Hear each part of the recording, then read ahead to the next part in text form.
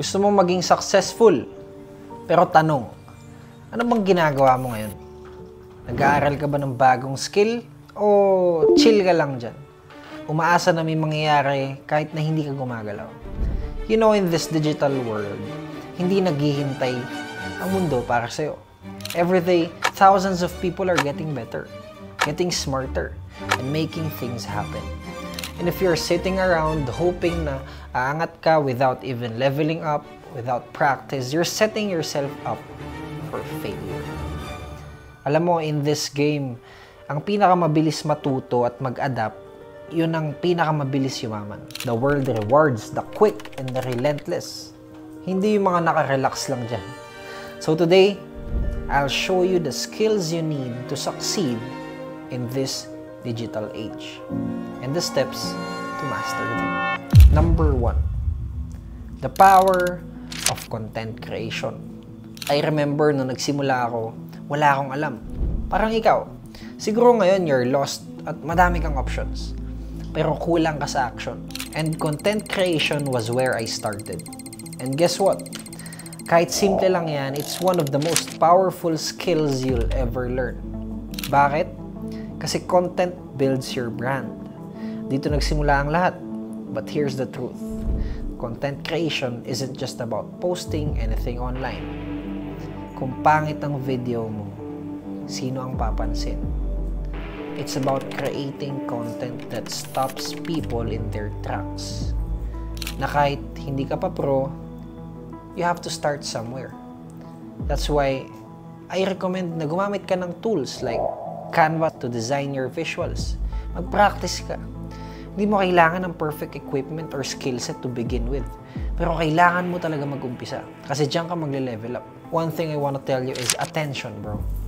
It is the new currency. Step 2.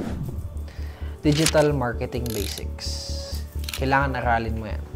Kung wala kang strategy, wala kang kita. Okay? So, nakagawa ka na ng content. Okay yan, that's great. Pero paano mo ito mapapaabot sa tamang audience? Kung hindi mo alam paano i-market ang sarili mo, edi wala lang, sayang lang yan. And this is where digital marketing comes in.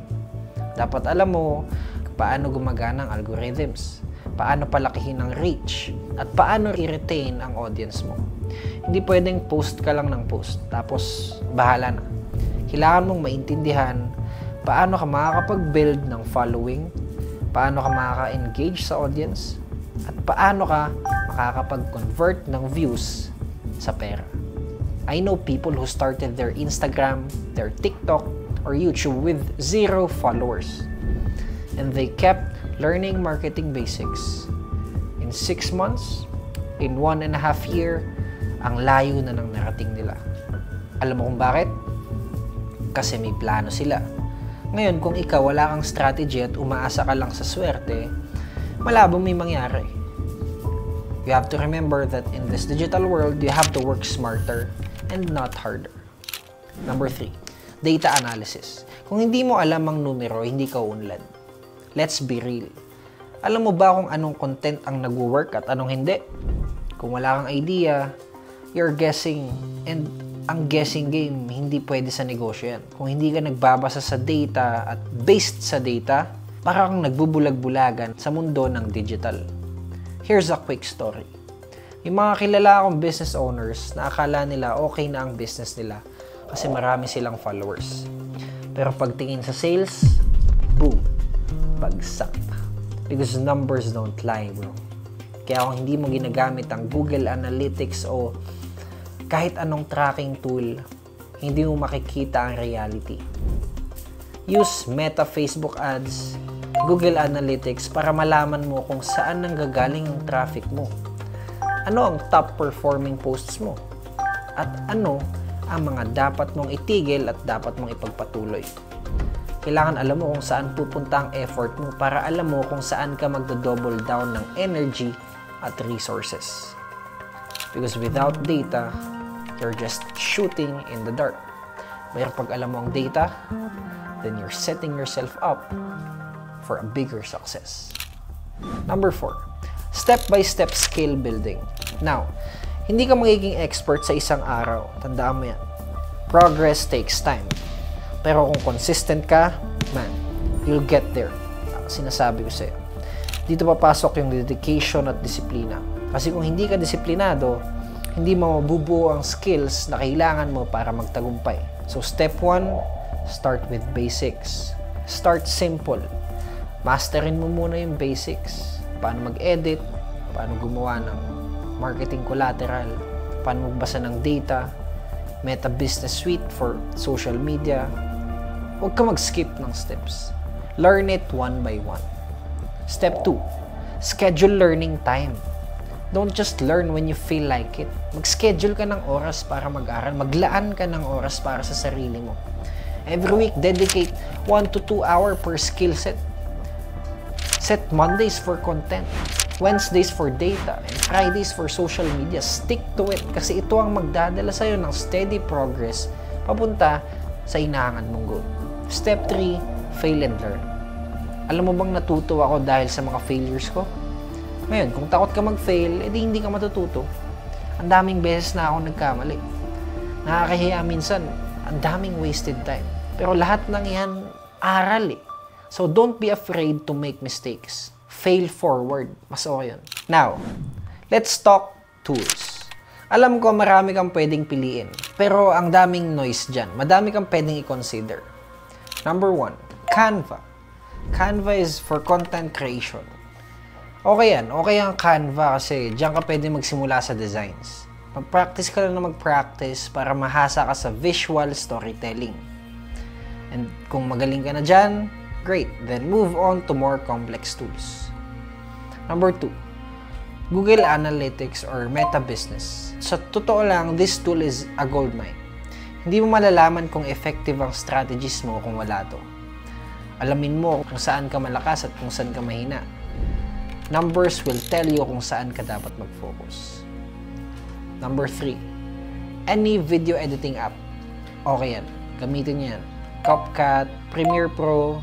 Kung kaya mong aralin, kung kaya mong maging magaling dyan, okay. And that's where you should start. Alamin mo kung para saan lahat ng yan and learn na maging efficient. Number 4, to organize your life in your business, you need an organizer. And Notion will help. Kung sabog ang schedule mo, sabog din ang resulta mo. So use Notion para alam mo ang progress mo bawat araw. Kasi walang rason para magkalat ang schedule mo kung seryoso ka talaga sa success. So let's move on to number 6. Nothing changes if nothing changes. Alam mo, ang daming nangangarap ng magandang resulta. Pero ang tanong, willing ka bang gawin ang kailangan? Kung hindi mo kayang magsakripisyo ng oras at effort para mag-level up, then expect na wala kang magbabago sa buhay mo. Hindi mo kailangan maging pinakamagaling agad. You just need to start and you need to keep going. Kung magaling ka na ngayon, then keep improving. Kung nagsisimula ka pa lang, be patient but be persistent. Kung gusto mo masenso, you have to break free from distractions. Hindi lang sipag ang kailangan. Kailangan may tamang mindsets at tamang skill set. Now, nasa sayo na to ngayon. Will you stay the same or will you level up? This digital age gives you all the tools, all the resources na lahat na nabanggit ko. Lahat ng nasa harap mo. But you have to choose to take action. Pwede mong simulan ngayon or you can stay where you are. The choice is simple but not easy. Kung handa ka, then commit. Huwag kang papetiks-petiks dyan. Imaginein mo kung saan ka dadalhin ng effort mo in 1 to 2 years or 5 years if you just keep pushing. Because every skill you build, every failure you learn from, every content you create, lahat yan part ng success story mo. So don't waste another day. Pick up those skills, master them, and show the world what you're made of. Kasi ang digital world, hindi para sa tamad. It's for those who are willing to do whatever it takes. Now it's on you. Start today, kasi walang ibang magle-level up para sa'yo, kundi ikaw mismo.